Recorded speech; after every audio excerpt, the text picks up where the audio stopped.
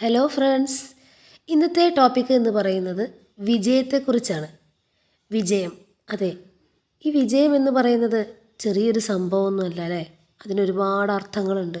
കാരണം ഒരു കാര്യം നാം ഏറ്റെടുത്ത് അതിൽ വിജയിക്കാൻ നാം പല പല കുറുക്കു വഴികളും തേടും. പക്ഷേ എപ്പോഴും നാം ചിന്തിക്കാത്ത ഒരു കാര്യമുണ്ട്. ഇതിലേക്ക് എത്തണമെങ്കിൽ നമ്മുടെ പ്രയത്നവും ആത്മവിശ്വാസവും സത്യസന്ധയും അനിവാര്യമാണെന്നത്. മടുപ്പ് കൂടാതെ നാം ഇത് ചെയ്യുമ്പോൾ അതേത് കാര്യമായിക്കൊള്ളട്ടെ, ഒരു ബിസിനസ്സിലേക്കുള്ള യാത്രയാവും, അല്ലെങ്കിൽ ഒരു എക്സാം പാസ്സാക്കി എടുക്കാനുള്ള യാത്ര ആയിക്കോട്ടെ, അല്ലെങ്കിൽ എന്തെങ്കിലും നിങ്ങൾക്ക് നേടുവാൻ ആഗ്രഹിക്കുന്ന ഏത് കാര്യവും വിജയിപ്പിക്കണമെങ്കിലും അതിൻ്റെ ഉള്ളിലെല്ലാം ഈ ഒരു ഘടകങ്ങളെല്ലാം വേണം. അപ്പോൾ എന്താണ് വിജയം? നമുക്കൊന്ന് വിജയത്തെപ്പറ്റി പറഞ്ഞാലോ. നിങ്ങൾ യാഥാർത്ഥത്തിൽ വിജയിക്കാൻ ആഗ്രഹിക്കുന്നെങ്കിൽ പരാജിതർ ചെയ്യാൻ ഇഷ്ടപ്പെടാത്ത കാര്യങ്ങൾ ചെയ്യുന്നത് ശീലമാക്കുക. നിങ്ങൾ വിജയിക്കാൻ ആഗ്രഹിക്കുന്നവരാണെങ്കിൽ ഒരിക്കലും പരാജിതർ ചെയ്യാൻ ഇഷ്ടപ്പെടാത്ത കാര്യങ്ങൾ ചെയ്യുന്നത് ശീലമാക്കുക. ജീവിത വിജയത്തെക്കുറിച്ചും പരാജയത്തെക്കുറിച്ചും വളരെയേറെ പഠനങ്ങൾ നടന്നിട്ടുണ്ട്. വിജയികളുടെ ജീവചരിത്രങ്ങളിൽ നിന്നും പല വിജയരഹസ്യങ്ങളും നമുക്ക് മനസ്സിലാക്കാൻ കഴിയും. ജീവിത വിജയങ്ങളിൽ അവർ ജീവിച്ച കാലഘട്ടമോ പ്രവർത്തിച്ച മേഖലയോ ഏതുമായിക്കൊള്ളട്ടെ, സമാനമായ ചില ഗുണവിശേഷങ്ങൾ കാണാൻ കഴിയും. മറ്റുള്ളവരുടെ വിജയകഥകൾ നമുക്ക് ചില സൂചനകൾ നൽകുന്നു. വിജയികളുടെ പ്രത്യേക കഴിവുകൾ നാം തിരിച്ചറിയുകയും സ്വീകരിക്കുകയും ചെയ്താൽ നമുക്ക് വിജയം നേടാം. പരാജിതരുടെ സമീപന രീതികൾ നാം ഒഴിവാക്കുകയും വേണം. വിജയം ഒരു നിഗൂഢ രഹസ്യമല്ല. ലളിതമായി പറഞ്ഞാൽ, കുറേ അടിസ്ഥാന തത്വങ്ങൾ ജീവിതത്തിൽ നിരന്തരമായി പ്രവർത്തികമാക്കുമ്പോൾ നാം വിജയത്തിലേക്ക് എത്തുന്നു. പരാജയം എന്നാലോ കുറേ തെറ്റുകൾ നാം വീണ്ടും ആവർത്തിക്കുന്നതിൻ്റെ പരിണിത ഫലമാണ് താനും. ഇത് വളരെ ലളിതമായി തോന്നാം, പക്ഷേ പല സത്യങ്ങളും വളരെ ലളിതമാണെന്നതാണ് സത്യം. നമുക്ക് വിജയിക്കാൻ അതേത് മേഖലയായാലും ആദ്യം വേണ്ടത് മനസ്സിനെ ശരിയായ രീതിയിൽ നിയന്ത്രിച്ച് നിർത്തുക എന്നതാണ്. നമുക്ക് വേണ്ടതിൽ മാത്രം ശ്രദ്ധ കേന്ദ്രീകരിക്കുക, അനാവശ്യ ചിന്തകൾ ഒഴിവാക്കുക. വിജയം ഒരു യാദൃശ്ചിക സംഭവമൊന്നുമല്ല, നമ്മൾ ബോധപൂർവ്വം വളർത്തിയെടുക്കുന്ന മനോഭാവത്തിൻ്റെ ഫലമാണ് ഈ വിജയം. ഒരു ഉദാഹരണം നമുക്ക് നോക്കാം. ഒരിക്കൽ ഒരു പുരോഹിതൻ യാത്രമധ്യേ മനോഹരമായ ഒരു കൃഷിത്തോട്ടം കാണാനിടയായി. വിളവിൻ്റെ സമൃദ്ധിയിൽ ആകൃഷ്ടനായ പുരോഹിതൻ കുറച്ചു നേരം അവിടെ ചിലവഴിച്ചു. തോട്ടത്തിൽ കർമ്മനിരതനായിരുന്ന കർഷകനെ കാണുകയും അഭിനന്ദിക്കുകയും ചെയ്തു. അയാളോട് പുരോഹിതൻ ഇങ്ങനെ പറഞ്ഞു: ദൈവം നിങ്ങൾക്ക് വളരെ മനോഹരമായ കൃഷിത്തോട്ടമാണ് നൽകിയിട്ടുള്ളത്. അതിന് ദൈവത്തിനോട് എപ്പോഴും നന്ദിയുള്ളവനായിരിക്കണം. കൃഷിക്കാരൻ്റെ മറുപടി രസാവഹവും ശ്രദ്ധേയവുമായിരുന്നു. ശരിയാണ്, ദൈവം എനിക്ക് വളരെ നല്ല സ്ഥലം തന്ന് അനുഗ്രഹിച്ചിട്ടുണ്ട്. അതിന് ദൈവത്തോട് എനിക്ക് നന്ദിയുമുണ്ട്. പക്ഷേ ദൈവം ഈ ഭൂമി എനിക്ക് തരുന്നതിന് മുൻപേയുള്ള ഇതിൻ്റെ അവസ്ഥയും കൂടി നിങ്ങൾ കാണേണ്ടതായിരുന്നു. കർഷകൻ്റെ നിരന്തരമായ അധ്വാനമാണ് അയാളെ ഇന്ന് ഫലസമൃദ്ധിയുള്ള ഈ ഭൂമിയുടെ ഉടമയാക്കിയതെന്ന് വ്യക്തം. തരിശായി കിടക്കുന്ന ഭൂമിയായിരുന്നു, ആർക്കും വേണ്ടാതെ കിടക്കുന്നൊരു ഭൂമി. ആ ഭൂമി ഇന്ന് കൃഷിയോഗ്യമാക്കിയത് കർഷകൻ്റെ അധ്വാനത്തിൻ്റെ ഫലമാണ്. പലപ്പോഴും വിഡ്ഢികളായ മനുഷ്യർ മഹാഭാഗ്യം തങ്ങളെ തേടി വരുമെന്ന് കരുതി കാത്തിരിക്കാറുണ്ട്. ഇത് നിഷ്ഫലമായ കാത്തിരിപ്പാണ്. തൻ്റെ ചിന്താഗതിയിൽ മാറ്റം വരുത്താൻ മടിക്കുന്ന മനുഷ്യൻ എപ്പോഴും സുരക്ഷ തേടി തന്നിൽ തന്നെ ഒതുങ്ങിക്കൂടുന്നു. വിജയത്തിനാവശ്യമായ വ്യത്യസ്ത മനോഭാവം വളർത്തിയെടുത്ത മനുഷ്യനാകട്ടെ ഭയം കൂടാതെ അവസരങ്ങളെ തേടിപ്പോകുന്നു. എന്തുകൊണ്ടാണ് ഒരാൾ വിജയത്തിൽ നിന്നും വിജയത്തിലേക്ക് കുതിക്കുമ്പോൾ മറ്റൊരാൾ വിജയത്തിനായുള്ള ശ്രമം തൻ്റെ തയ്യാറെടുപ്പുകളിൽ മാത്രം ഒതുക്കുന്നത്? എന്തുകൊണ്ടാണ് ഒരാൾ തടസ്സങ്ങൾ ഒന്നൊന്നായി മറികടന്ന് തൻ്റെ ലക്ഷ്യം നേടുമ്പോൾ മറ്റൊരാൾ കഠിനാധ്വാനം ചെയ്തിട്ടും ലക്ഷ്യത്തിനെത്താതെ പരാജയപ്പെടുന്നത്? ഈ രണ്ട് ചോദ്യങ്ങൾക്കും ശരിയായ ഉത്തരം കണ്ടെത്തിയതിനാൽ അത് നിങ്ങളുടെ ജീവിതത്തിൽ പ്രകടമായ മാറ്റങ്ങൾ വരുത്തുന്നതാണ്. ഈ ഉത്തരം നാം സ്വയം കണ്ടെത്തുക തന്നെ വേണം. ഇത്ര കഠിനാധ്വാനം ചെയ്തിട്ടും ലക്ഷ്യത്തിലെത്താതെ പിൻവാങ്ങുന്നവർ ഒരുപാട് പേരുണ്ട്. എന്തുകൊണ്ട് ഇങ്ങനെ സംഭവിക്കുന്നു? അതായത് അതിനുള്ള ഒരു ഉത്തരം ഇത്ര മാത്രമേ ഉള്ളൂ. വിജയിക്കുവാൻ ആഗ്രഹിക്കുന്നെങ്കിൽ പരാജിതർ ചെയ്യാൻ ഇഷ്ടപ്പെടാത്ത കാര്യങ്ങൾ ചെയ്യുന്നത് ശീലമാക്കുക. വിജയത്തെ എങ്ങനെയാണ് നിർവചിക്കുക? എന്തെല്ലാമാണ് ഒരാളെ വിജയിയാക്കുന്നത്? എങ്ങനെയാണ് വിജയത്തെ തിരിച്ചറിയുന്നത്? ചിലരെ സംബന്ധിച്ചിടത്തോളം വിജയം എന്നാൽ ധനമാണ്. മറ്റു ചിലർ വിജയത്തെ കാണുന്നത് അംഗീകാരം, നല്ല ആരോഗ്യം, നല്ല കുടുംബജീവിതം, സന്തോഷം, സംതൃപ്തി, മനസമാധാനം എന്നിങ്ങനെ പല രൂപത്തിലാണ്. ചുരുക്കി പറഞ്ഞാൽ ജീവിത വിജയത്തെ മനുഷ്യർ വ്യത്യസ്ത രൂപങ്ങളിൽ കാണുന്നു. എന്നെ വളരെയധികം ആകർഷിച്ച വിജയത്തെപ്പറ്റിയുള്ളൊരു സംക്ഷിപ്തമായ നിർവചനം ശ്രദ്ധിക്കൂ. മഹത്തായ ഒരു ലക്ഷ്യം പടിപടിയായി പൂർത്തീകരിക്കുന്നതാണ് വിജയം. ഈ നിർവചനം നമുക്കൊന്ന് സൂക്ഷ്മമായി പഠിക്കാം. പടിപടിയായി എന്നതുകൊണ്ട് ജീവിതം ഒരു പ്രയാണം എന്നാണ് അർത്ഥമാക്കാം.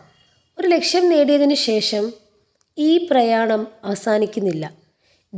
വിജയത്തിലേക്കുള്ള പ്രയാണം തുടർന്നുകൊണ്ടിരിക്കണം, പൂർത്തിയാക്കണം. എന്നതുകൊണ്ട് വിജയം ഒരു അനുഭവമാണെന്ന് മനസ്സിലാക്കാം. ഈ അനുഭവം തികച്ചും വ്യക്തിപരമാണ്. ബാഹ്യഘടകങ്ങൾക്ക് ഈ അനുഭവം നൽകാനാവില്ല.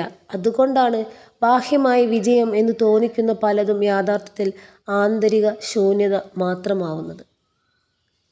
ആത്മസംതൃപ്തി നൽകാത്ത വിജയം അർത്ഥശൂന്യമാണല്ലേ?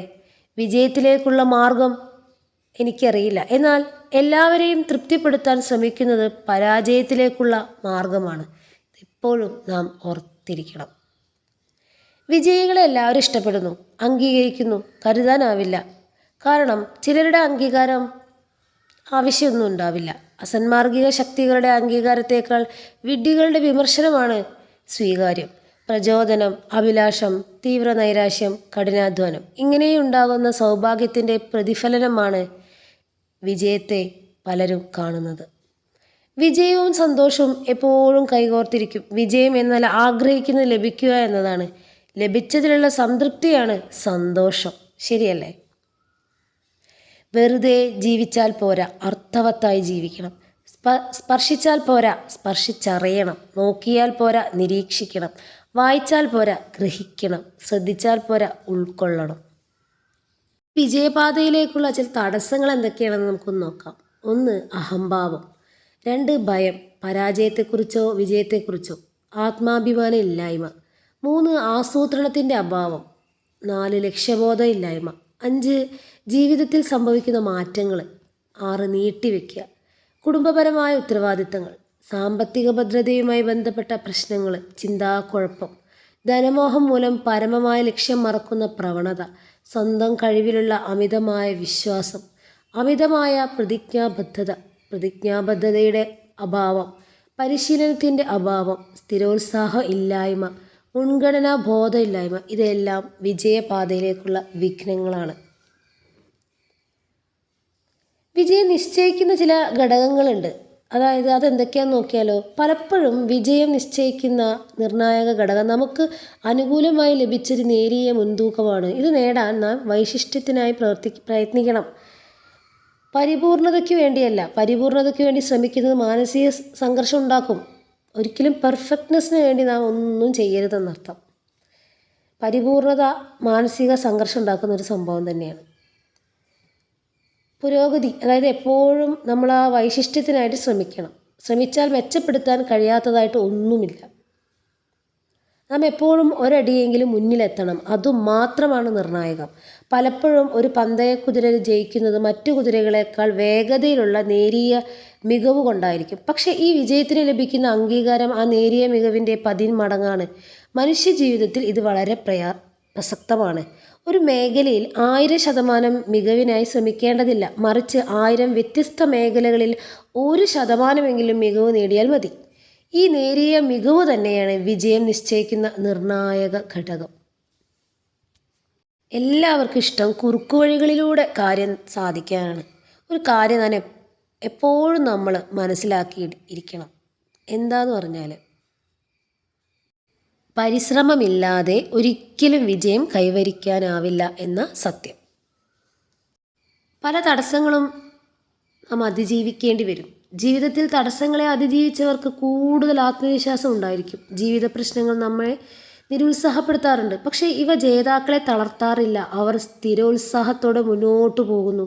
ശാന്തമായ സമുദ്രം ഒരിക്കലും വിദഗ്ധനായ നാവികനെ സൃഷ്ടിക്കുന്നില്ല.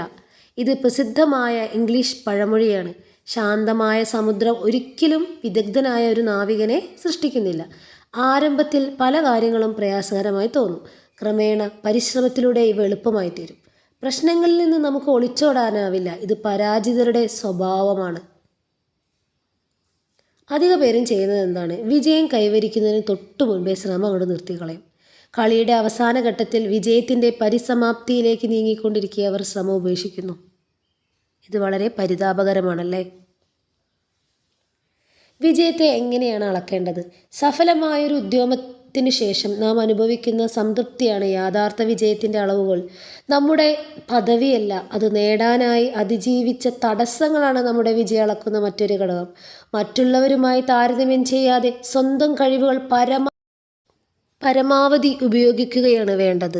വിജയികൾ അവരോട് തന്നെ മത്സരിക്കുന്നു, അവരുടെ പ്രകടനം പടിപടിയായി മെച്ചപ്പെടുത്തുകയും ചെയ്യുന്നു. ജീവിതത്തിൽ നാം കീഴടക്കുന്ന ഉയരങ്ങളെക്കാൾ ഓരോ വീഴ്ചയ്ക്ക് ശേഷവും നാം നടത്തുന്ന ശക്തമായ തിരിച്ചുവരവാണ് യഥാർത്ഥ വിജയം നിർണ്ണയിക്കുന്നത്. ഓരോ വിജയകഥയിലും പരാജയങ്ങളുടെ കഥയുണ്ട്. നാം ഇവിടെ നിന്ന് മനസ്സിലാക്കുന്നത് ഓരോ വിജയകഥയിലും പരാജയങ്ങളുടെ കഥയുണ്ട്. പരാജയം വിജയത്തിലേക്കുള്ള ചവിട്ടുപടിയാണ്. വിജയിക്കണമെങ്കിൽ പലതവണ പരാജയപ്പെടണം. ശരിയല്ലേ? നല്ലൊരു ദിവസം ആശംസിക്കുന്നു. Thank you.